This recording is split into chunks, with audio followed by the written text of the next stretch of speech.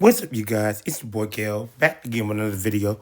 Welcome back to the channel, and as you can see, today we are once again going over applications, looking at people's resumes, looking at their qualifications, because today we are doing another recruitment season. Yes, sir, it is that time of year again.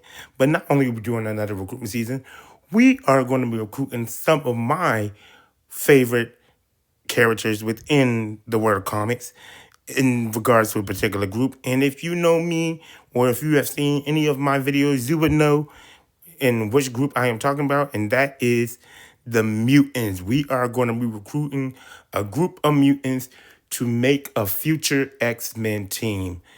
Now, when it comes to Marvel's universe or any universe, just like anything in life, nothing lasts forever.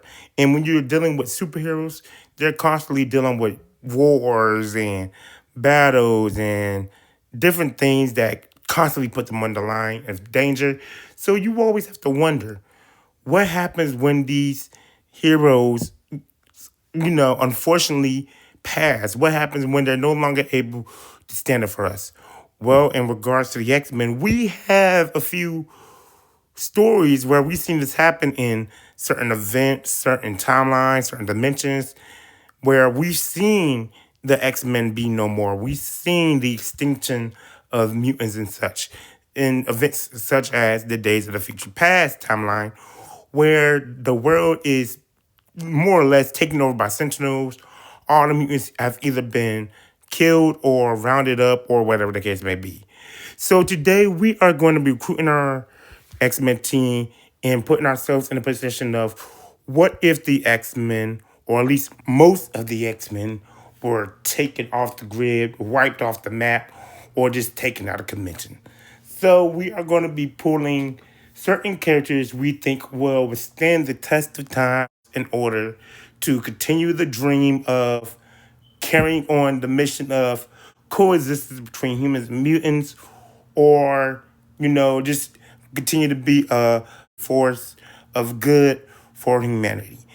So, before we get started, I know within the last two videos I've done, I have not gone over the rules for recruitment season, but this time I will go over them. So with that being said, the first rule of recruitment season is we can only pull 5 to 7 members for each team. Now, rule number 2 is, on this channel, we don't do variants. I think variants, when you try to get into variants, it gets really confusing and real messy. I don't like doing variants. So anytime we do a recruitment season video, let's just assume that any form of a person, or the best form of a person that we're looking for, is all within one universe. And if that universe does not have that particular form, it just does not exist. Which leads us into the next rule and the last rule, which is locked membership. Each member we recruit can only be put in for this team. If I do a recruitment season video with somebody I may have on the channel, like Austin or Quan or anyone else I may have, I have to let them know which characters we are to use and which characters they cannot use due to them being pulled already. Now, the first member we're choosing to lead this team is going to be Sam Guthrie, aka Cannonball.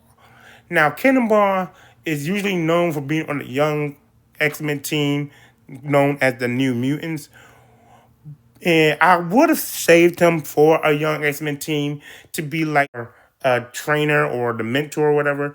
But there was a comic, I believe it was within the first 4 issues of the Homecoming Cable comic, where Cable ran to the future with hope, where Bishop destroyed most of the universe.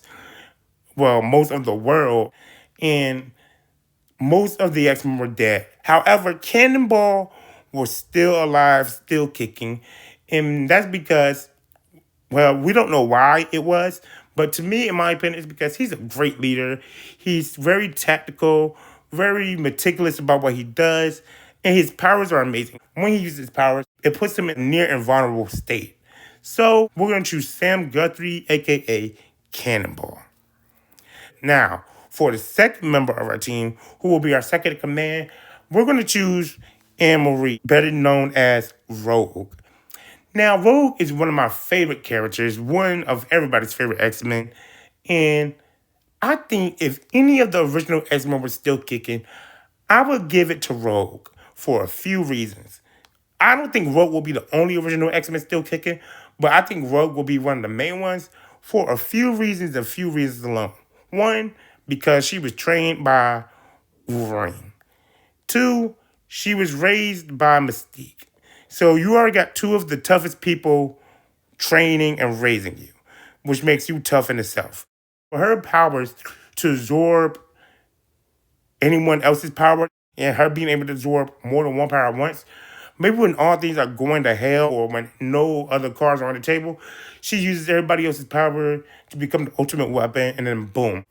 Now, the third member of our team is someone who we know to have stuck around in the Days of Future Past event timeline in shows depicted such as Wolverine and X-Men, and that's Lorna Dane, aka Polaris, or Polaris, depending on how you pronounce it, the daughter of Magneto. Now, when it comes to Wolverine and X-Men, Polaris didn't really have a major role. She was kind of isolated, not because of her own doing, but because Magneto tried to keep her away from the war and keep her from the darkness of the world as much as he could. But we've seen scenes where we've seen how the world was coming to an end, but he would throw Lorna into secluded, safeguarded areas. And now, when it comes to the future, Lorna is the new master of magnetism, holding off sentinels, destroying sentinels for mutants to make it past certain borders of the land and stuff.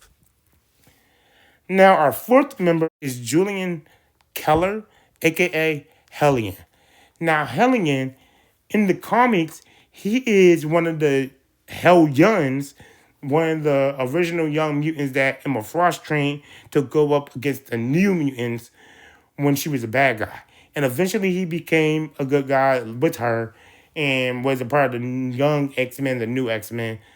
But when it comes to the Days of Future Past event within Wolverine and X-Men, he was one of the X-Men members who were born within the future, but he was kind of locked up and safeguarded within the government where he was being experimented on because of his powers. But he ended up joining Bishop's team. Plus, Hellion is a character I love.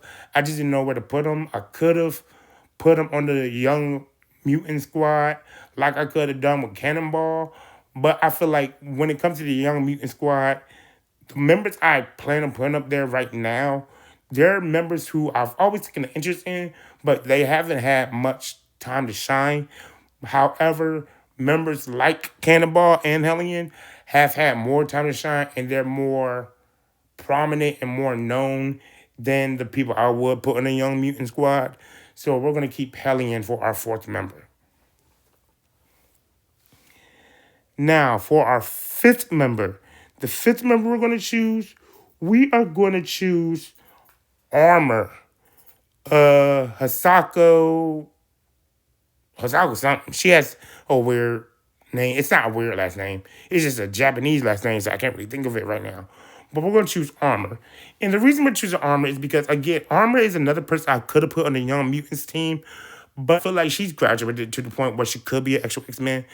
Two, she's what I would call one of Wolverine's young cubs. She was one of the ones who were always mentored and trained by Wolverine, who had a good partnership and bond with him.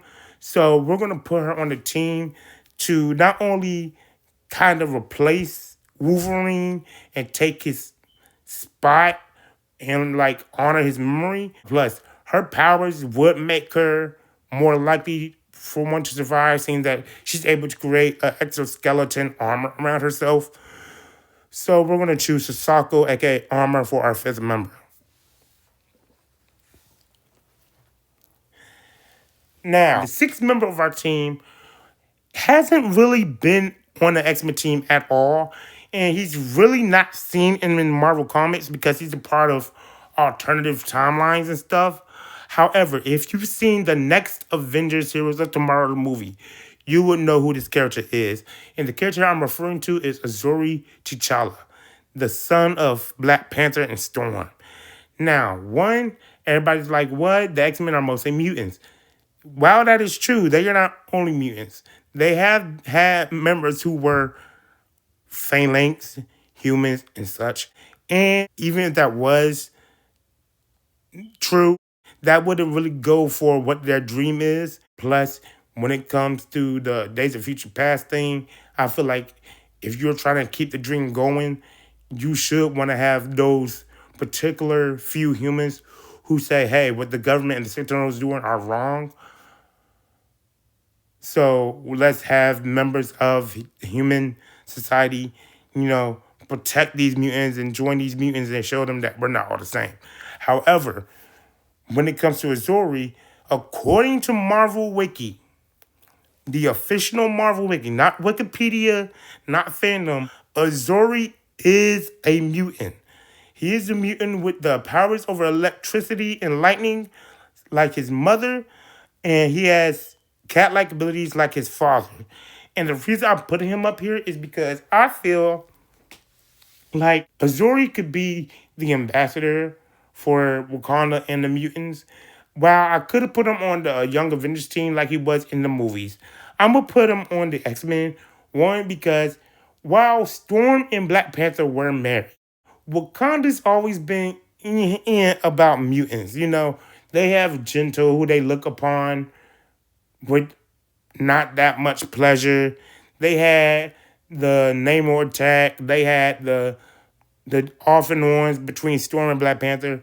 So Wakanda could use a little good love when it comes to mutants. And now that we're in a new generation of Marvel Universe when dealing with this timeline, Azori could be the member who tries to tie up the knots for those bad times.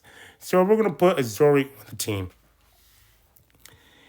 And for my last and final member, we're going to choose M, aka Penance or Monet St. Crux, whatever you decide to call her, who I feel like, again, if you look at any of the original X-Men members, where she wasn't really an X-Men, she was part of other X-related teams like X Factor and such, Monet will probably be one to survive for a few reasons. One, she's really strong, and I'm not just talking about physically, I meant emotionally and mentally. She is strong-willed as hell, and she's very persistent.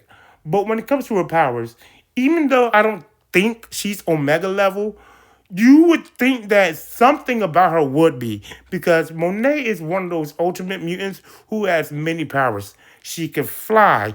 She's invulnerable to the point where she's been able to take hits from Worldbreaker Hulk and survive. She has telepathy. She has a genius level intellect. She's great at combat. She has super strength. She's got so many powers.